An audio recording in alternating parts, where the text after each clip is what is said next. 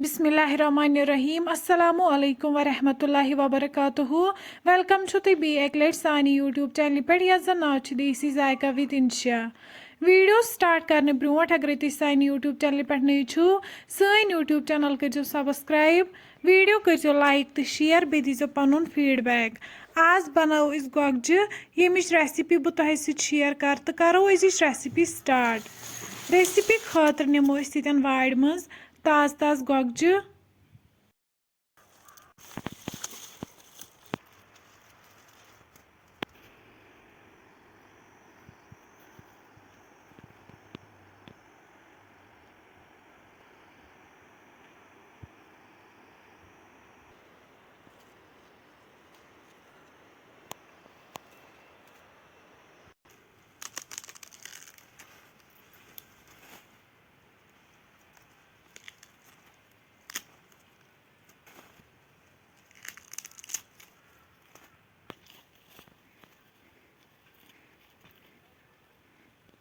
तुम हेक्यो वुचित गोगज यन असल पे साफ थम कर अम पत बनाओ जज जज पत्र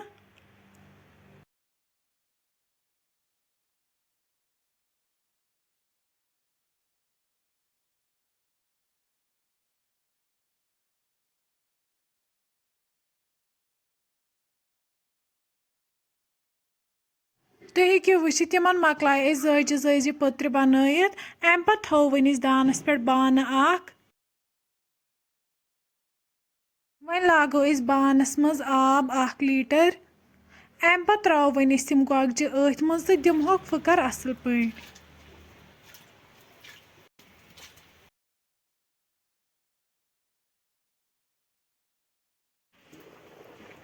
10 मिनट बाद तुलो वन ठांड थोद गोगजन फुकर लोगमुत वन वालोक दान पे बोन अम पत कड़ोक वन अकिस छान तो छलोक बी 1 लट असल पे।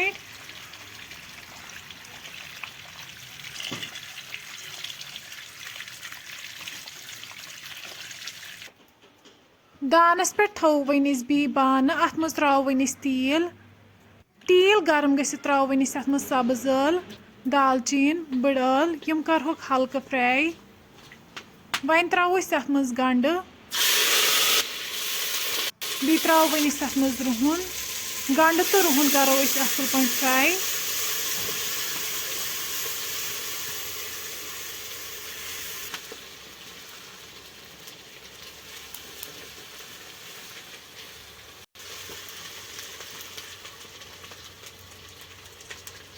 गंड तो रुहन गो यन फ्राई अम पत त्रो वन अत मज गोगज यमन फुकर थोमुत दित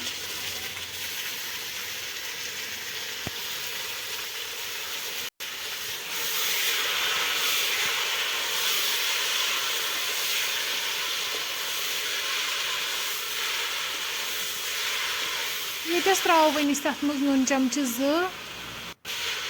नून रलाव वन गोगजन सत असल पे वन गोगज तीस कालस फ्राई कर यीस कालस नम तील वापस दिन।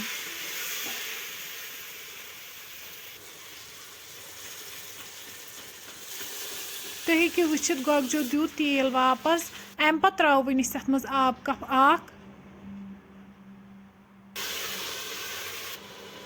बी त्रो लिद्र चमच ओड़ मरचांगन चमच लिद्र तो मरचांगा रलाव वन गोगजन सत असल पे वन त्रो यन मज आब 1 गिलास मसाल रले असल पे अत सत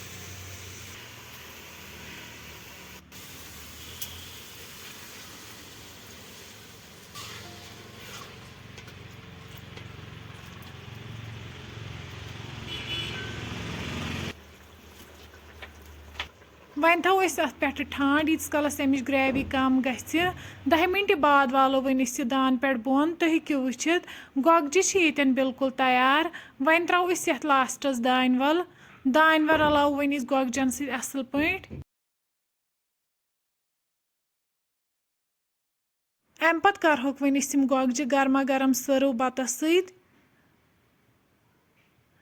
फ्रेंड्स अगर तुम सन अजिच रेसिपी पसंद आमज सन यूट्यूब चैनल करो सब्सक्राइब वीडियो करो लाइक तो शेयर बी दीजो पनुन फीडबैक। अल्लाह हाफिज़।